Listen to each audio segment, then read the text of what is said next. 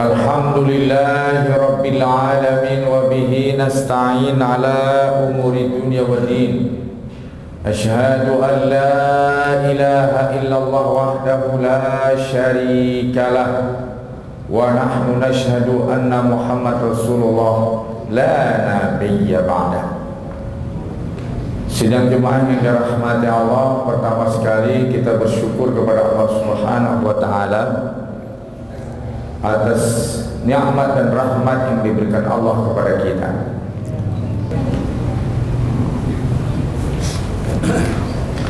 Kedua, salawat dan salam untuk Rasulullah sallallahu alaihi wasallam. Ketiga, takrim wal ihtiram, pujian sanjungan kepada Syekh kita Buya Tengku Zulkarnain.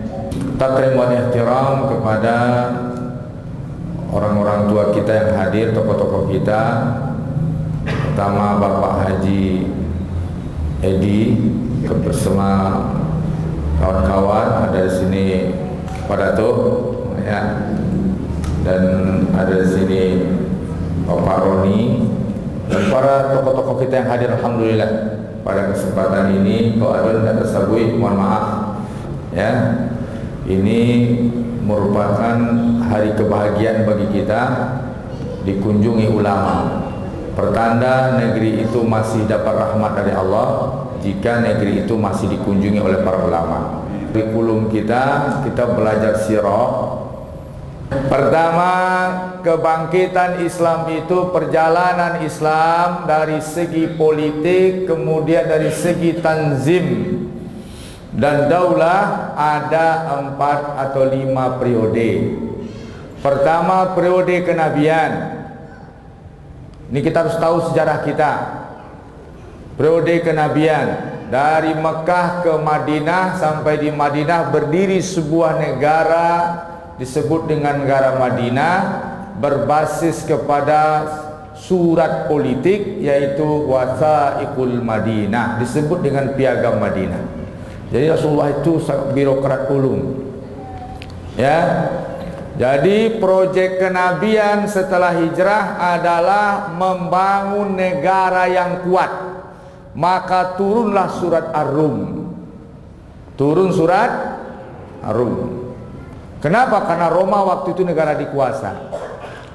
Kemudian setelah hijrah Nabi meninggal, masuklah periode kedua pemerintahan Khulafaur Rasyidin, Abu Bakar, Umar, Utsman dan Ali radhiyallahu anhum. Mulai dari tahun 632 Hijriah sampai kepada 661 Hijriah, masa Khulafaur Rasyidin. Apa capaian Khulafaur Rasyidin? Yaitu menumbangkan 2 negara adik kuasa di zaman itu, Parsi dan Roma. Tamat 2 negara dikuasa di zaman Umar. 29 tahun tumbang 2 negara dikuasa yang mustahil dalam tinjauan menurut siapapun waktu itu. Di zaman Umar 661 sampai 750 itu Bani Umayyah. Masuk periode Bani Umayyah, dinasti Umayyah. Masuk dari Khulafaur Rasyidin ke zaman dinasti-dinasti empire. Nah, dari tahun 750 sampai 1517 itu Bani Abbasiyah. Masuk Cordova. 2 kali posko umat Islam, ibu kotanya di Arab, 2 kali di Eropa. Jadi Eropa itu dulu di bawah kekuasaan Islam, yaitu di Spanyol. Di mana? Spanyol, disebut dengan Cordova. Setelah itu masuk Turki Utsmani. Turki Utsmani 1517 sampai 1924. 1924 kita merdeka tahun berapa? 45. Berapa tahun sebelum merdeka? 21 tahun. Berarti apa? Khilafah itu belum lama. Tapi kenapa seperti terkubur, seperti alam gaib ceritanya? 1924 khilafah. Antum tahu berapa? 1 dinar khilafah itu 16 dolar. 1 dinar khilafah berapa? 16 dolar. Kuat nggak ekonomi khilafah atau lemah? Sekarang 1 dolar berapa ribu? 16 ribu? 14. Coba bayangkan. Dulu 1 dinar 16 dolar. Sekarang 1 dolar. Itulah kehebatan kita, prestasi kita. Ya nak. Akhirnya ketika kondisi setelah Perang Dunia Pertama dan Kedua, tumbang semuanya. Situasi dalam tata negara, saya terangkan singkat-singkat saja. Di zaman Rasulullah, seorang Rasul sekaligus presiden. Maka ketika itu tidak ada demo. Ini ada kawan-kawan salafi, demo itu bid'ah. Buktinya sahabat tidak pernah demo. Masa ada sahabat mendemo Rasulullah? Di zaman sahabat nggak ada demo karena presidennya siapa? Rasulullah. Ya. Di zaman berikutnya Khulafaur Rasyidin, sahabat sebagai ulama, perannya sebagai presiden. Jadi ahlul hilli wal aqdi ulama, presidennya juga ulama. Masuk dinasti Bani Umayyah, ulama, presidennya politikus, ulama sebagai ahlul hilli wal aqdi, legislatif. Jadi di zaman dinasti itu ulama perannya sudah terbatas pada legislatif saja. Maka sistem pemerintahan masih, sistem negara masih syar'i, masih sistem Islam, tapi ada pelenceng-pelencengan dari para umara. Kenapa? Karena umaranya politikus. Umara politikus, ulama, legislatif berlangsung sampai ke zaman Turki Utsmani. Setelah Perang Dunia, tinggallah ulama tersingkir dari negara dikuasai politikus, kemudian legislatif dikuasai juga oleh politikus. Maka hasilnya apa? Apa hasilnya? Nah, saya simpul kepada antum, perlu nggak peran ulama pada politik? Jangan berpolitik dalam masjid, tidak boleh. Terakhir, asbabus sukut. Kita poinnya saja. Sebab-sebab runtuh dan lemahnya umat Islam. Pertama, fasadus syakhsiyatil muluk, rusaknya kepribadian para raja, penguasa. Kepribadian pemerintahan rusak. Kepribadian pemerintah rusak. Legislatif pribadinya rusak. Kemudian kalau mungkin ada di negara lain legislatifnya tertangkap narkoba, ya nah. Kemudian eksekutifnya pun bermasalah. Kemudian tidak paham agama, ya nah. Tidak paham agama. Mungkin ada suatu negara Muslim yang pemerintahnya tidak mengerti agama, tapi ada poin-poin penting yang dia semangat. Ya nah, semangat dia. Apa contohnya? Wakaf. Nggak, kita cerita negara lain. Kita cerita negara lain. Nah, yang uang masuk semangat. Syariat. Saya cerita, Pak, Kalau nanti negara sudah tidak mampu bayar hutang, kami para ulama menjamin umat Islam bisa menebus hutang negara. Jangan khawatir, tapi ada syaratnya. Ada syaratnya. Kompensasinya harus bersyariat. Karena syarat halal meminta uang umat Islam berstatus infak, sedekah dan zakat segala macam, syaratnya negara harus bersyariat, baru secara syar'i halal diambil uang umat Islam. Setuju atau tidak setuju? Setuju. Anda mau menebus hutang negara? Mau? Kecil hutang negara kalau umat Islam mau berinfak, enak. Jangan khawatir. Tapi kalau seandainya wakaf disemangatin, ulama dicurigai, gimana ini? Awak dipupuh aja tangan, piti awak diminta aja.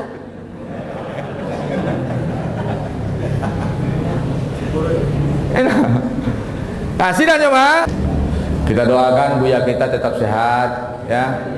Ya, tetap sehat. Sekarang ini ulama-ulama banyak yang sakit, ya, dan yang meninggal. Kita tidak tahu bagaimana, cuman ingat saja pengadilan di dunia ini akan diadili kembali di akhirat. Ya, pengadilan di dunia akan diadili kembali di akhirat. Oh, itu baik itu. Yes. Baik, kita serahkan mic ini kepada Buya Al-Mukarram Tengku Zulkarnain. Falyatafadhal mashkura. Fadhal. Assalamualaikum warahmatullahi wabarakatuh. A'udzu billahi minasy syaithanir rajim. Bismillahirrahmanirrahim. Qul innani hadani rabbi ila siratim mustaqim dinan qiyaman millata Ibrahim hanifa wa ma kana minal musyrikin. Qul inna salati wa nusuki wa mahyaya wa mamati lillahi rabbil alamin la syarika lahu wa bidzalika umirtu wa ana awwalul muslimin.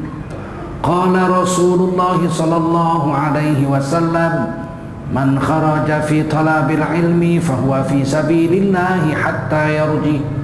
Baginda Rasul bersabda, siapa keluar untuk mendapatkan ilmu, orang itu adalah orang yang berjihad fi sabilillah sampai dia kembali ke tempatnya. Mudah-mudahan kita semua mendapatkan pahala jihad dari Allah SWT. Amin.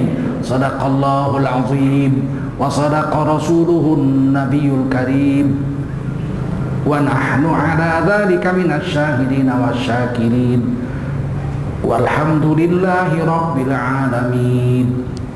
Tuan guru kita Syekh Jalfatullah, para ulama, tuan-tuan guru yang berhadir, bapak-bapak, saudaraku sekalian yang dimuliakan Allah SWT, baik urusan dunia maupun urusan akhirat, tidak ada yang luput, semua beres. Dan Allah stempel di Quran, laqad kana lakum fi rasulillahi uswatun hasanah.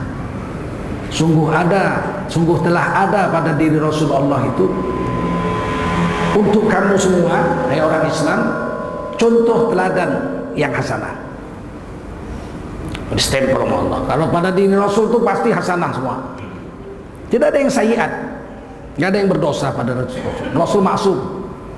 Kalau kita ikut aja apa yang dibuat Rasul, satu gerak dapat 10 pahala. Karena satu hasanah dibayar 10 pahala. Man jaa bil hasanati falahu asyru amsalihha. Siapa melakukan satu hasanah dibayar 10 pahala. Hasanah itu adanya pada diri Rasulullah SAW. Enggak usah ditawar-tawar lagi, itu jelas Quran yang bilang. Hanya saja kan hari ini keyakinan orang kepada Rasul itu hilang. Memang dihilangkan. Pelan ditanamkan. Wah, Rasul itu urusan agama kita ikut Rasul. Kalau urusan dunia dikasih hadis. Kamu lebih tahu urusan duniamu. Waduh. Daripada Rasul, pandian kita urusan dunia. Itu kan menghina Rasul itu. Tidak ada urusan di dunia ini yang lebih pandai daripada Rasulullah SAW.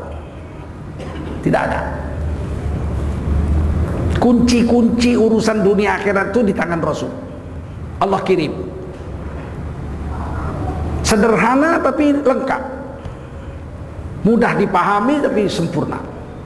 Misalnya membaca ayat pertama turun, Iqra, bacalah. Ini kalimat perintah, fil amar, Iqra, bacalah olehmu. Bismi rabbik. Apa yang dibaca semua boleh kau baca, asal kau sertakan nama Allah di situ. Alladzi khalaq, yang telah menciptakan. Padahal ayat Bismillahirrahmanirrahim belum ada, belum turun. Nanti turunnya di surah An-Naml, surahnya Nabi Sulaiman. Tapi perintah baca bismillah sudah turun. Ayat pertama, Iqra bismi rabbik. Baca apa saja asal sebut nama Tuhan. Sertakan nama Tuhanmu ketika membaca. Selesai urusan sampai akhirat. Zaman modern kita buka komputer, tidak mungkin kita buka situs porno. Nggak mungkin. Kenapa? Karena baca bismillah. Kan nggak mungkin buka situs porno Bismillahirrahmanirrahim. Tidak mungkin. Tidak mungkin itu. Tidak mungkin. Selesai urusan dunia itu. Kalau nekat buka situs porno, baca bismillah, dia tahu itu situs porno, Bismillahirrahmanirrahim, dia buka juga, murtad dari Islam, cabut imannya. Kenapa? Karena dia menyertakan Allah dalam berbuat maksiat dengan sengaja. Murtad. Udah tahu berzina haram, dimulainya berzina itu Bismillahirrahmanirrahim. Menghina Allah itu, cabut itu imannya. Dia wajib tajdidul iman, wajib dia memperbaharui imannya dengan mengucap syahadat balik. Sempurna Islam itu. Sampai cara apa aja, cara Nabi makan, kalau diikut berapa banyak hasanah di situ. Duduklah menunggu makanan, jangan makanan menunggumu. Udah hilang itu. Sekarang makanan udah dingin di atas meja baru datang. Justru duduk dulu nunggu, baru makanan datang. Menunggu itu satu hasanah, 10 pahala. Datang makanan, Allahumma barik lana fima razaqtana qina adzabannar, 10 pahala. Duduk, datang diletakkan makanan itu, dilihat dengan rasa senang, syukur pada Allah, 10 pahala. Alhamdulillah dapat makanan. Cuci tangan, 10 pahala. Pakai tangan kanan, jangan pakai tangan kiri, 10 pahala lagi. Baca bismillah di awal suatu, 10 pahala lagi. Berzikir sambil makan, subhanallah, subhanallah, subhanallah. Satu subhanallah tumbuh satu pohon di surga. Besar batangnya dikelilingi kuda 70 tahun, dalam hadis lain 100 tahun. Tidak selesai satu putaran besar batangnya itu. Kalau selama makan kita makan 100 suap, dikunyah gitu subhanallah, subhanallah, subhanallah. Berapa ribu pohon tumbuh di surga. Berapa hasanah dapat itu. Banyak dosa-dosa yang tidak gugur dengan ibadah. Saya terdiam baca itu. Banyak dosa-dosa yang tidak gugur dengan ibadah. Menampar orang, habis itu sholat, tobat sama Allah, nggak hapus. Nggak hapus sholat. Sholat nggak menghapuskan dosa menganiaya orang. Mencuri dana bansos, habis itu tahajud, nggak ada.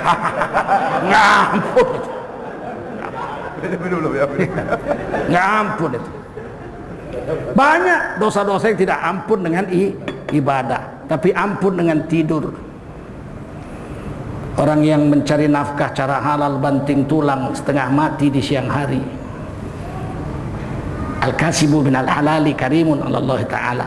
Orang yang cari nafkah cara halal di siang hari, mati-matian banting tulang peras keringat, luluh otot-ototnya lemah. Itu manusia keramat di sisi Allah SWT. Ketika dia tidur dengan segala kesakitan tubuhnya, berserah diri pada Allah SWT, bangun, seluruh dosanya diampuni dari ujung rambut sampai ujung kuku. Bayangkan. Tidak usah sedih kita jadi orang Islam miskin, kerja keras, gugur seluruh dosa, tiap tetes dihitung sedekah. Mau sedekah nggak ada duit, dia miskin, kuli, mecah pinggir jalan tuh, mecah aspal, tok, Gaji 70.000 cuman sehari. Kena pula lagi token kena pajak sekarang. Aduh. Beli token listrik kena pajak pula dong. Dipajai pula. Betapa jahat, astagfirullahaladzim. Berapa besarnya dosa orang yang memajai orang-orang miskin seperti ini. Sedih kadang-kadang kita lihat zaman sekarang ini. Zaman Pak Harto, listrik itu pakai dulu baru bayar. Pakai dulu sebulan baru bayar. Datang penagih listrik, wah belum bayar ini, ampun, ambil, jangan diputuhi. Wah, enggak ada orang. Ya udah dah, bulan depan ibu bayar ya. Masih kasihan yang menagih itu. Sekarang dipasangnya token. Bayar dulu baru pakai. Kan jahat itu. Negara itu harusnya pakai dulu, rakyatnya baru bayar. Ini rakyat harus bayar dulu baru pakai. Bayar belum dipakai, potong pajak lagi. Kena pajak lagi. Potong, baru hidup. Begitu mau habis bunyi ya, tit. Dikasih taunya orang sekampung. Listriknya sekarat, woi. Tit. Tit. Udahlah miskin, dipermalukan lagi sekampung. Lewat orang, emak, sekarat listrik, aduh. Tit. Tit. Datang tetangga sebelah, woi, isilah, ribut kali itu. Tweet aja dari tadi. Tidak ada pitiah, cup, mati. Gelap satu malaman. Siapa yang kasihan? Tidak ada yang kasihan. Siapa pun ada yang kasihan. Bayangkan itu.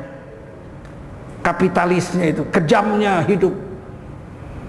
Sampai Rinto Harahap mau pindah dari dunia ini. Nggak ada kasihan lagi. Kalau kita ikut Rasulullah, diampuni dosa.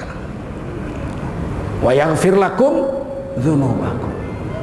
Dapat hasanah, dapat mahabbah, dapat maghfirah. Buang air besar diampuni dosa, kan hebat itu. Ampun dosa, kan hebat itu. Kalau sholat ampun dosa, oke lah, ya enggak. Puasa diampuni dosa, iyalah. Naik haji diampuni dosa, iya. Buang air kecil, kencing, diampuni dosa, kan hebat itu. Hanya menjalankan sunnah Nabi. Jongkok, istibra, istinja, diampuni dosa. Kencing bisa berdosa? Bisa. Coba nggak ikut sunnah Nabi.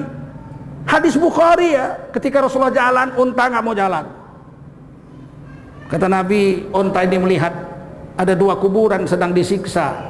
Di dalam kubur, turun Nabi. Unta nggak mau jalan, di depannya ada kuburan. Maka Nabi mengambil pelepah korma, dibelah dua, masih basah, ditancapkan ke kuburan itu satu-satu.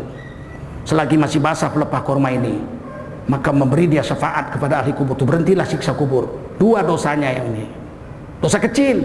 Yang satu suka gibah, yang satu kencing nggak beres. Kencing nggak beres disiksa di kubur. Ayo, berarti kalau kencing beres dapat pahala, betul nggak? Betul nggak? Ikut Nabi kok nggak mau sih, rugi. Banyak laki-laki tuh kencing taruh datangnya pohon, selesai. Kalau berenang gimana? Kadang-kadang kalau berenang, maka saya nggak mau berenang. Udah pasti campur kencing-kencing. Bagaimana hari ini kita meninggalkan sunnah Rasulullah SAW? Padahal dengan mengikuti sunnah Rasul, dosa diampuni. Tidur cara Rasulullah, berwudu sebelum tidur, baca Quran beberapa ayat yang mampu, kemudian zikir berapa bisa, subhanallah, alhamdulillah, Allahu akbar, miring ke kanan, baca doa bismika Allahumma ahya wa amut. Diampuni dosa selama tidur. Dihitung beribadah selama tidur.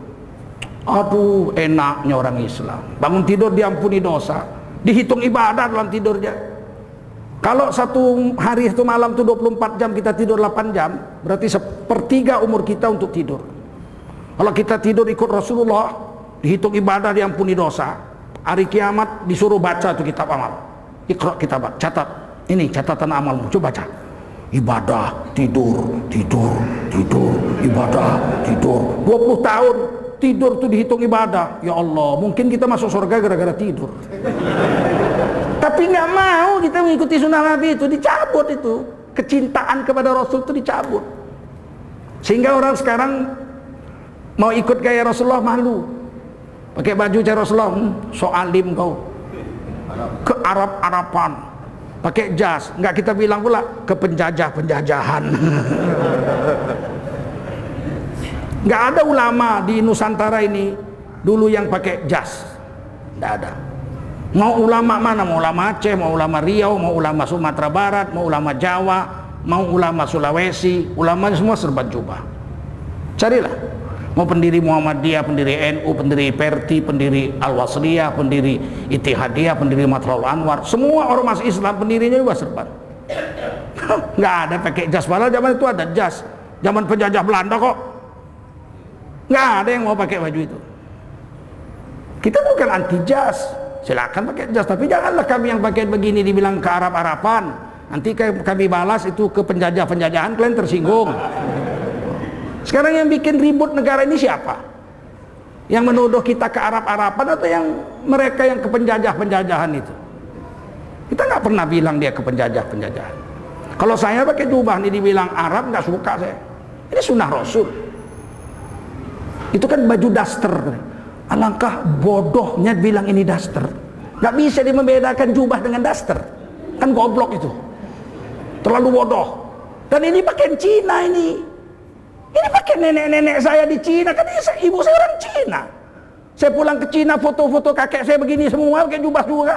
Nggak kalian lihat tuh film Kung Fu Hung Fei Hung itu? Tendangan tanpa bayangan itu, ceng ceng ceng ceng ceng ceng. Jangan nggak pakai jubah itu. Copot bautnya 3 itu otaknya itu. Menuduh pakaian ini pakaian Arab, ini pakaian Cina juga. Orang Yahudi begini juga. Kenapa? Karena sunnah daripada para nabi bajunya begini. Belum ada nabi yang pakaiannya nggak gini, nggak ada. Mulai dari Nabi Adam sampai Nabi Musa, Nabi Isa alaihissalam semua begini. Bahkan Nabi Cina, orang Cina Lao Tse begini juga. Kalau ada ulama bilang ini baju Arab, suruh ke Cina dia. Nggak ada ongkos, ku ongkosi. Biar pulang berubah. Karena ada yang mengatakan begitu. Pergilah ke Arab, ambil ilmunya, jangan bawa budayanya. Loh, nggak ada ulama dulu yang pergi ke Arab pulang-pulang nggak pakai baju jubah. Coba siapa? Kiai Haji Hasyim Asy'ari belajar di Mekah dengan kakek kita, dengan kakek saya Ahmad Khotib Minangkabau, pulang pakai jubah serban. Saudara sepuruannya Muhammad Ahmad Dahlan, namanya Muhammad Darwis, pulang dari sana digantinya namanya menjadi nama gurunya Ahmad Khotib dengan Zaini Dahlan, diambil Ahmadnya, diambil Dahlannya, Ahmad Dahlan, namanya Muhammad Darwis. Pulang-pulang pakai jubah, menuntut ilmu ke Mekah, pulang pakai baju Mekah kok. Tiba-tiba sekarang marilah tuntut ilmu ke Mekah, jangan bawa-bawa budayanya. Ulama mana yang zaman dulu pergi ke Mekah pulang nggak bawa jubah? Coba aku tanya lu, siapa? Ayo kita adu argumentasi pakai akal dan pakai fakta. Ulama paling tua di Aceh, Syekh Abdul Rauf Al-Fansur, orang Singkil, berangkat dari Barus Fansur sampai sana belajar menghafal Quran, menulis Quran 30 juz dengan tangannya. Kemudian mencetak satu tafsir Baidawi Melayu dalam bahasa Arab, tulisan Arab berbahasa Melayu. Pulang diangkat jadi mufti di Aceh sampai wafat. Pakai jubah serban. Enggak pakai maketop, topi Aceh itu yang dipakai Tengku Umar itu, enggak. Dia nuntut ilmu ke Mekah, pulang bawa bajunya. Kok sekarang pakailah ilmunya saja, bajunya jangan. Kebanyakan makan ikan asin mungkin ini orang. Ngomong nggak sesuai fakta. Paham? Selain Rasulullah mengajarkan sunnah-sunnahnya lengkap gitu, kalau kita ikut diampuni dosa dan diberi sayang sama Allah. Wa yaghfir lakum dzunubakum wallahu ghafurur rahim. Allah mengampuni dosa dan memberi kasih sayang kepada orang yang mengikuti Nabi, yang nyontoh Nabi. Kalau kita nyontoh Nabi, walaupun jelek, nggak mirip-mirip kali, dihitung nyontoh. Saya beri contoh. Satu orang guru punya murid 3. Kata gurunya, kamu di rumah PR seminggu ini lukis ini, dibikin bunga mawar merah, cantik dibikin gurunya. Ini tugas PR seminggu ini, buat bunga mawar merah dilukis di rumah kalian masing-masing, dilukis. Yang satu memang ahli melukis, Dilukisnya bunga mawar merah, saking miripnya hinggap kumbang di situ. Diantar ke rumah guru minggu depannya, kata guru, Masya Allah, konten 100, mirip kali dengan bunga aslinya, berbakat kau. Yang kedua, nggak pandai menggambar, peot-peot bunga mawar tuh, peot-peot, tapi dari jauh dilihat juga bunga mawar juga, cuman bunga mawar peot. Kata gurunya, berapa lama kau ngerjakan ini? 7 hari 7 malam Pak, kurang tidur aku, tengok mataku sampai biru bawahnya ini, mengerjakan ini. Hapus lagi, salah, ganti lagi, setengah mati aku Pak. Kata gurunya, memanglah kau kurang berbakat, tapi kau sudah mati-matian melukis bunga mawar ini, dikasih juga lah nilai 6. Datang yang satu, digambarnya anggrek, cantiknya bukan main. Kata gurunya, apa ini? Anggrek. Kenapa anggrek? Kan ku suruh buat mawar. Kuno mawar itu. Sekarang lagi populer anggrek bulan, dicoret gurunya, lancang kok, dikasih nilai 0. Gimana nasib kita di akhirat kalau dicoret, ganti dikasih nilai 0? Mau pulang lagi ke dunia, dunia udah kiamat. Ayo, siapa mau diikut? Rasulullah Shallallahu Alaihi Wasallam. Tidak ada siaran ulangan. Kalau di dunia belum mati masih ada siaran ulangan. Gagal ujian, ulangan ujian lagi. Tahun depan tinggal kelas, setahun depan ujian lagi, bisa lulus. Kalau di akhirat, dunia udah kiamat, mau pulang kemana? Ya Allah, berilah aku pulang lagi. Farji'na na'mal salihah innak muqinun. Hari ini kami udah yakin ini semua salah, semua rupa yang saya buat. Pulangkan ke dunia, kami tutupi dosa-dosa itu. Mau kemana kau pulang, kata malaikat? Dunia sudah kiamat, alam jagat raya sudah musnah, tempat hanya 2 sekarang. Akhirat ini cuman sorga atau neraka, nggak ada yang lain. Ini keyakinan, yakin nggak? Yakin nggak? Dan di sorga itu ada bidadari-bidadari, namanya hur. Setiap 70 hur ada 1 bidadari ratu, hurun in. Wa hurun inun ka'amsalil lu'lu'il maknun. Ada bidadari ratu. Dan orang paling miskin di sorga, kata Imam Ghazali dalam kitab Ihya, dapat istana terdiri dari 70 pintu. Tiap-tiap pintu terdiri dari 70 kamar. Tiap-tiap kamar terdiri dari 70 tempat tidur. Tiap-tiap tempat tidur ditunggu oleh 1 bidadari. Berarti orang paling miskin di akhirat, orang Islam, dapat bidadari 4.900. Bukan 72 macam yang dibilang cebong-cebong itu. 4.900. Tapi itu pelayan. Istri kita yang soleha jadi ratunya. Walahum wa azwajuhum fi dhilalin 'alal araiki muttaqiun. Lahum fiha fakihatun wa lahum ma yad'un. Salamun qaulan min rabbir rahim. Mereka dengan istri mereka. Jadi pelayan itu bidadari. Istri yang di dunia ini tetap jadi istri di sana, dan cantiknya lebih cantik dari ratunya bidadari. Nisaul jannah min nisa'id dunya afdalu min hurin 'ain. Itu hadis Nabi. Wanita dunia yang makan ikan asin, makan tempe, makan genjer, kalau dia soleha masuk surga lebih cantik dari ratunya bidadari. Ketika Nabi Adam diciptakan, kemudian ditanding dengan malaikat-malaikat kalah, iblis terusir.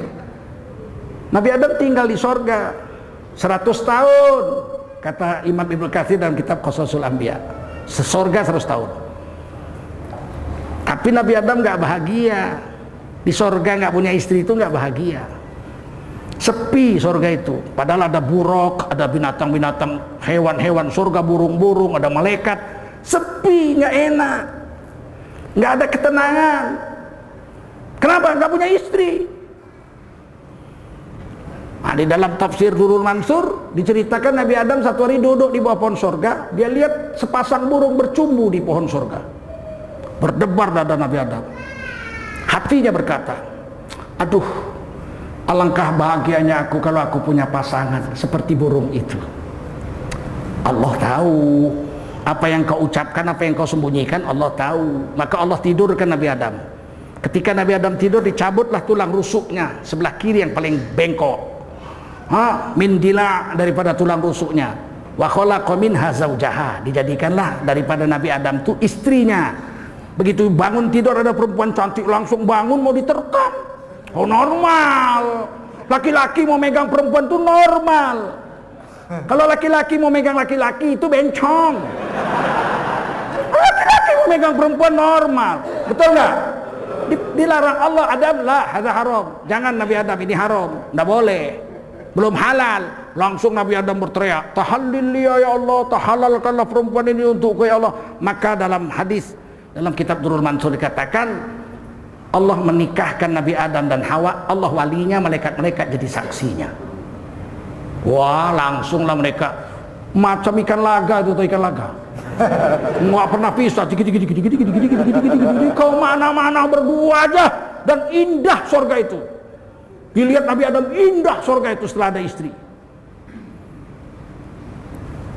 Dan Allah katakan memang ketenangan jiwa itu ketika punya istri. Wa min ayatihi an khalaqalakum min anfusikum azwaja litaskunu ilaiha. Dan diantara tanda-tanda kekuasaan Allah, Allah jadikan istrimu dari sukumu, bangsamu sendiri. Manusia kawin sama manusia, jin kawin sama jin, burung kawin sama burung. Kalau burung kawin sama ular nggak enak itu. Manusia kawin dengan manusia. Bolehkah manusia kawin dengan jin? Boleh, tapi rugi. Ibnu Taimiyah membolehkan, Imam Zakaria Al-Ansari membolehkan, tapi rugi. Kalau saya kawin dengan jin, anak saya anak jin, nggak nampak, balik awak pagaruyong ya nak. Ditanya orang di utuh tuh nak, balik kampung, iya surang indah, betujuh, ikut sama, loncat orang. Anak ambu anak jin loncat orang. Ketenangan jiwa baru tenang Nabi Adam itu. Baru Nabi Adam turun. Nanti di akhirat dapat istri lagi. Walahum fiha azwajum mutahharah. Mereka di sorga akan diberikan istri-istri yang suci. Yang nggak punya istri sana nangis. Yang nggak punya suami pun di sorga nangis. Ada dua makhluk suci nggak punya suami di akhirat. Siti Asiyah dengan Ibu Maryam. Ibunya Nabi Isa nggak punya suami. Siti Maryam nggak punya suami karena nggak nikah di dunia. Siti Asiyah nggak punya suami karena suaminya Fir'aun kekal dalam neraka. Berdualah perempuan tidak, yang pasti jadi penghulu wanita di sorga, nggak punya suami, menangislah di sorga. Maka dinikahkan Allah lah Asiyah dengan Maryam itu kepada Rasulullah SAW di akhirat. Mana ada yang pantas jadi istri, jadi suaminya Siti Maryam? Kamu.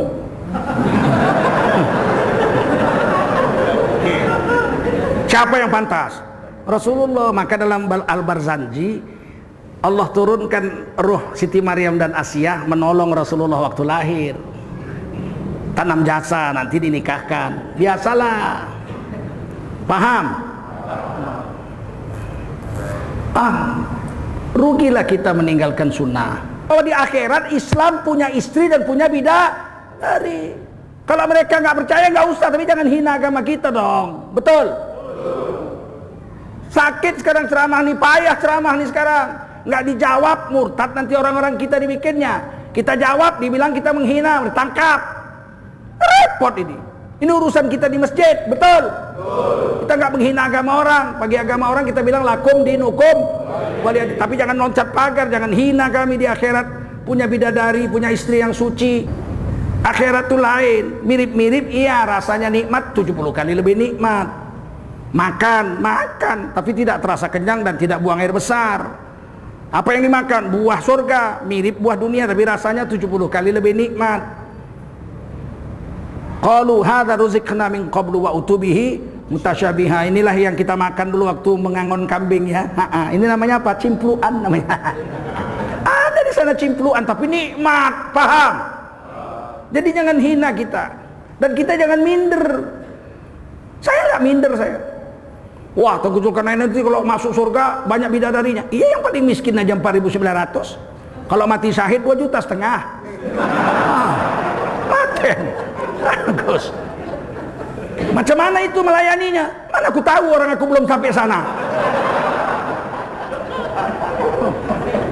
Tapi dalam hadis-hadis sahih kita diberi kekuatan 100 kali lebih kuat dari yang di dunia ini.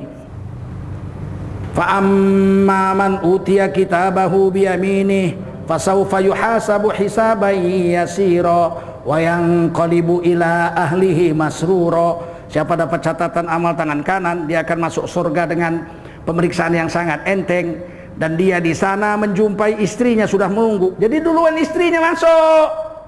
Istri yang solehah 500 tahun lebih dulu dari suaminya yang soleh masuk surga. Udah dihias, udah cantik, dimandikan ke sebuah sungai namanya Nahrun Hayah, diganti kulitnya, hitam tidak boleh masuk surga. Tidak boleh orang hitam masuk surga. Tidak ada orang hitam masuk surga. Keriput nenek-nenek, mana boleh nenek-nenek masuk surga. Rusak surga kalau ada nenek-nenek. Nggak selera penduduk surga kalau nenek-nenek masuk sana. Nenek-nenek dimudahkan 17 tahun umurnya. Kulit diganti semua menjadi merah jambu, pink. Kulitnya Nabi Adam dan Hawa tuh pink, ada di kuku kita. Picit. Kalau merah jambu keturunan Nabi Adam. Kalau hitam keturunan monyet. Istri kita udah cantik merah jambu, udah muda, perawan selama-lamanya, menunggu di tengah-tengah surga itu ada istana. Bidadari itu satu kamar, kalau yang kecil itu 70 tempat tidur. Kalau yang besar satu kamar itu 1000 pintu, tiap-tiap pintu 1000 kamar, tiap-tiap kamar 1000 tempat tidur, 1 juta bidadarinya nunggu. Tapi istrinya di tengah-tengah, tidur di atas tempat tidur dari yakut merah, bajunya sutra hijau, 70 lapis, tidur miring ke kanan, 500 tahun nunggu suaminya datang. Begitu datang kita, dia pun tersenyum. Mas, katanya, bang, katanya, udah. Iko siapa dia kok? Ambo upiak bang. Upiak istri ambo, yo, bang, apa iko cantik? Di dunia ketek, hitam, pesek. Iko surga. Indah ada orang ketek, orang jelek sini indah ada. Hah? Rancak sadonya, cantik semua. Wah, begitu. Tenang kita nengok istri kita tuh 500 tahun. Pakai baju sutra 70 lapis, tapi kalau suaminya memandangnya tembus ke jantungnya. Terdengar, nampak jantungnya itu berdenyut menyebut nama suaminya. Bejo. Tapi udah bejo. Hebat kan? Ini kan keyakinan kita kepada Rasul dan agama kita, betul? Tapi bukan itu tujuan kita ke surga, bukan itu. Surga itu balasan yang diberikan Allah kepada orang-orang yang bertakwa kepada Allah Subhanahu wa ta'ala. Kenikmatannya diceritakan supaya kita mau bertakwa kepada Allah. Itu sampingan-sampingan aja itu. Tapi pasti dapat. Sekarang dia ejek-ejek. Kita cerita bidadari dia ejek-ejek. Kita cerita makan di surga dia ejek-ejek. Keyakinan kita dia ejek-ejek. Kita 230 juta di negeri ini, Bung. Berani orang yang sedikit tuh mengejek-ngejek kita sekarang, tahu. Dan ikut pula orang-orang Islam berpihak ke sana mengejek-ngejek agama sendiri. Luar biasa itu.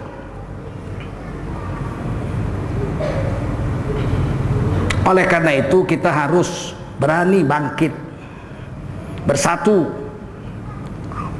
hidupkan cara agama 100%. Dari yang wajib, yang sunat, yang mubah, hidupkan agama. Yang makruh buang, yang haram jauhi. Itulah agama, betul? Mau ibadah, mau nggak ibadah, asal yang 5 tuh, yang wajib, yang sunat, yang mubah bikin, yang makruh buang, yang haram jauhi. Apakah urusan dunia, apakah urusan agama, akhirat, nggak ada peduli, pokoknya yang 5 itu aja, tidak ada yang lain. Nggak ada selain 5 itu, nggak ada lagi. Ada lagi yang lain? Ada? Nah, 5 itu aja. Cara cari makan, bermuamalat, kalau dibolehkan Allah buat, nggak dibolehkan jangan. Udah selesai. Kita jualan nih, berniaga, beli beras, modal beli berasnya 10.000, dijual 25.000, haram. Nggak boleh mengambil untung makanan pokok lebih dari 100%. Ya kalau modal 10.000 jual 20.000 masih oke. 20.000 100, 100-nya sudah haram. Nggak boleh. Karena ini makanan pokok. Kalau ditimbunnya, dibikinnya gudang 10 hektar gudang, Dibelinya semua beras orang, masuk gudang, simpan. Begitu orang nggak punya makan, dia keluarkan. Modal 10.000, jual 30.000. Dia dapat 2 dosa. Pertama, dosa menjual bahan pokok lebih dari 100% untung. Yang kedua, menimbun makanan sehingga orang kesusahan, namanya ihtikar, berdosa besar. Sekarang ini timbul lagi fitnah baru. Tidak boleh anak-anak sekolah yang sekolah di sekolah milik negara, SD, SMP, SMA negeri, dipaksa untuk menjalankan cara berpakaian agama tertentu luar SKB 3 menteri, Menteri Pendidikan, Menteri Dalam Negeri, Menteri Agama, tanda tangan surat keputusan bersama. Di sekolah-sekolah negeri, anak-anak Islam misalnya, dia bikin umum, nggak boleh pakai baju agama apapun. Tapi baju agama kan cuma ada dalam Islam, betul? Dalam lain kan nggak ada baju agama, cuman tradisi. Kalau kita bukan tradisi, syariat, betul?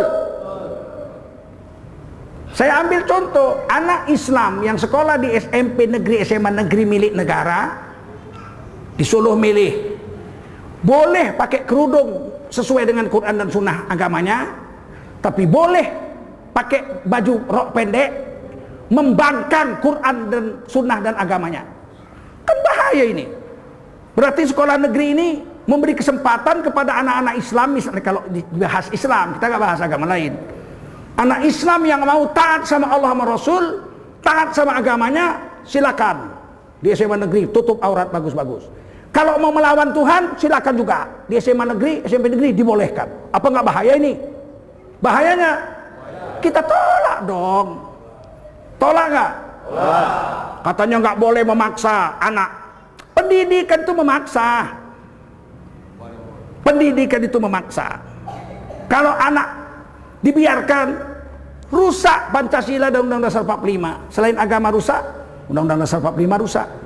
Pasal 29 ayat 2, negara menjamin tiap-tiap warga negara untuk memeluk agama dan menjalankan agamanya.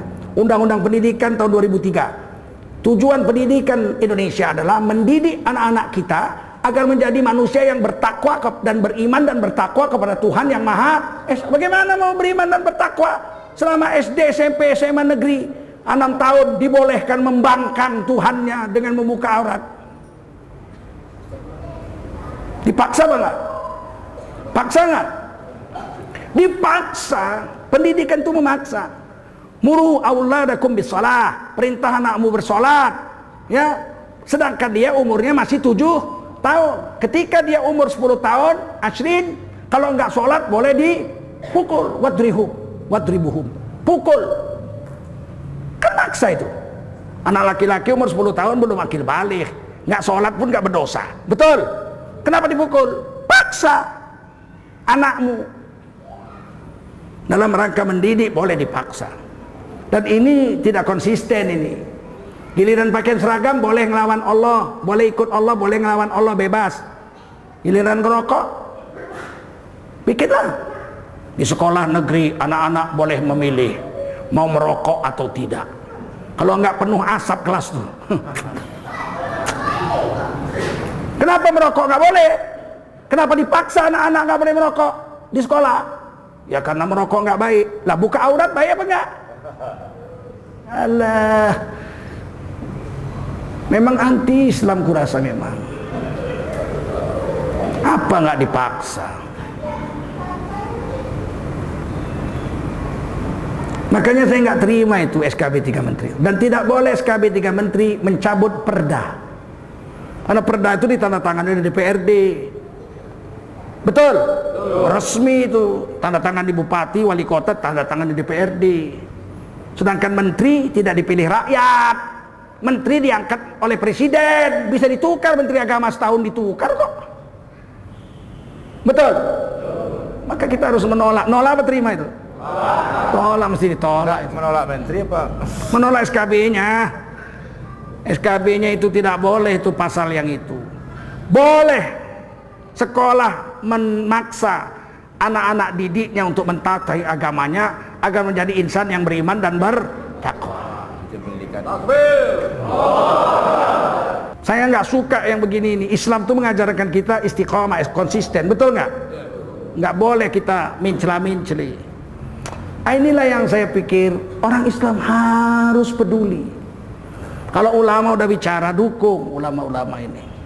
Sedih saya kadang-kadang, akun ulama yang ngikuti 10.000, yang baca 5.000. Oh, macam Agim 1,5 juta yang ikut, Buya Yahya 1,7 juta orang pengikutnya, akunnya. Giliran yang nonton 7.000, 10.000. Giliran pelacur 10 juta yang nonton. Ya Allah, 5 juta. Cuman cerita zina aja. Bagaimana rasanya tidur sama orang gendut? Yang nonton jutaan. Bagaimana tidur sama orang hitam? Yang nonton jutaan.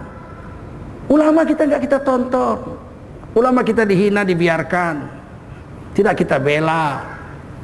Padahal kita hidup tanpa ulama mau jadi apa negeri ini? Betul? Dan yang terakhir saya ingin sampaikan, Allah tuh memberi contoh pada kita begini. Kalau Allah mau hancurkan satu negeri, orang-orang solehnya dikeluarkan dulu. Nggak mau Allah ikut orang soleh dihancur. Datang malaikat memberitahu Nabi Lut, malam ini kampungmu dikiamatkan.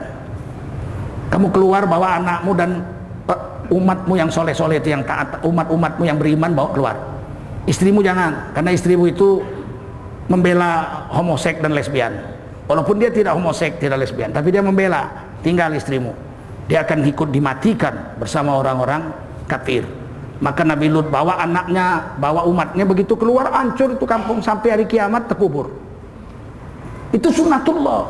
Kalau Allah mau menghancurkan, orang-orang soleh dibuang dulu, diangkat dulu. Nabi Isa mau diangkat dulu Nabi Isa ke langit. Paham?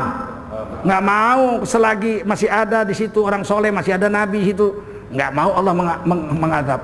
Nah sekarang masalahnya begini, dalam 1 tahun COVID ini aja lebih 300 ulama sudah wafat. Januari ini saja sudah ada sekitar 25 orang wafat ulama-ulama, termasuk Sayyidul Walid, ya, Habib Ali Assegaf, termasuk Syekh Jabir dan lain-lain itu. Ya, 25 1 bulan Januari ini aja. Saya teringat begini, kalau rumah mau diruntuhkan, biasanya barang-barang bagus dikeluarkan dulu. AC, kulkas, tempat tidur, yang mahal-mahal diangkat dulu. Kalau ember plastik, koran bekas, majalah robek, ditinggal aja itu. Angkat-angkat, nggak usah, mau dihancurkan kok. Kita takut ulama udah dikeluarin, tinggal kita nih majalah-majalah robek, koran-koran bekas, dihabiskan nanti kita ini. Jangan ketawa. Saya pilu, saya memikirkan ini. Pilu saya. Kalau datang bencana ulama sudah diangkat, kita mau apa? Jadi apa kita? Maka ingat itu. Jaga ulama-ulama kita. Ini Ustadz Jel dia jaga nih, dijaga nih. Beliau keras, dijaga. Kurus tapi keras.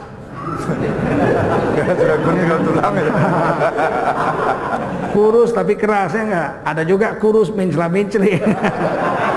Kurus pelungak-pelunguk ada juga. Iya kan? Dan konsisten itu penting. Jangan nggak konsisten. Kritiklah saya dengan pedas dan keras. Rupanya salah dengar. Keripik, keras dan pedas. Salah dengar rupanya. Saya minta maaf, rupanya minta wakaf. Minta keripik, dibilang minta kritik. Waduh, ampun. Pokoknya kita istiqomah dengan agama. Siap? Bela ulama kita, siap? HP kalian tuh follow ulama-ulama kalian. Kalau dimaki-maki bela. Bukan membela dengan balas memaki, tidak. Dibela aja. Dibela. Hari ini saya dimaki-maki nih, karena saya Kiong Hifat Choi. Saya Kiong Hifat Choi, selamat hari raya Cina. Sama bibi-bibi paman-paman saya. Belum semua dapat hidayah. Di ujung itu saya bilang, semoga tahun ini berkah dan dapat hidayah yang paling utama. Maksudnya biar mereka ikut saya masuk Islam juga. Kan saya mau. Haram. Hari Natal nggak mau ucapin. Kiong Hifat Choi mau apa dapat angpau. Justru saya ngasih angpau. Sama ponaan-ponaan saya ngasih angpau saya. Kan saya Cina. Nggak kalian lihat mataku sipit. Selamat hari Cina boleh. Karena itu sebetulnya dulu Keong Hifat Choi itu, Kung Sifat Chai itu selamat dan sejahtera. Karena di sana musim dingin 4 bulan, susah cari makan, banyak binatang buas datang, harimau apa semua memakan rakyat. Jadi begitu berlalu musim dingin, harimau balik ke hutan-hutan, mereka bisa lagi berladang, mereka ucapkan Keong Hifat Choi, selamat dan sejahtera karena musim bahaya telah berlalu. Nggak ada urusan dengan agama itu. Paham? Tapi kalau selamat hari Natal, selamat hari lahirnya anak Tuhan, itu berkaitan dengan akidah. Allah nggak beranak dan tidak diberanakkan. Oh, itu fitnah nih nanti nih. Padahal saya tiap tahun begitu. Dulu saya kalau hari raya Cina, bapak ibu saya kan udah Islam, itu semua ngantar kue bakul itu, kue Cina itu. Itu hanya dibuat hari raya Cina aja, itu Imlek aja itu. Dan tahan setahun nggak busuk itu.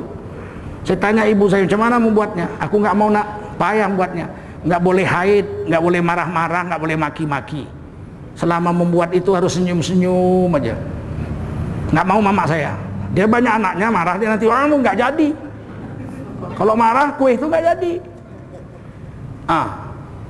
Silakan kalau budaya Rasulullah tidaklah membuang budaya yang tidak menentang agama. Tapi kalau budaya menentang agama kita melarangnya. Bukan karena pribadi kita anti, tetapi agama kita melarangnya. Demikian saja, mudah-mudahan ada manfaat. Saya kembali ke Ustaz Jail. Kalau ada pertanyaan-pertanyaan kita bisa diskusikan.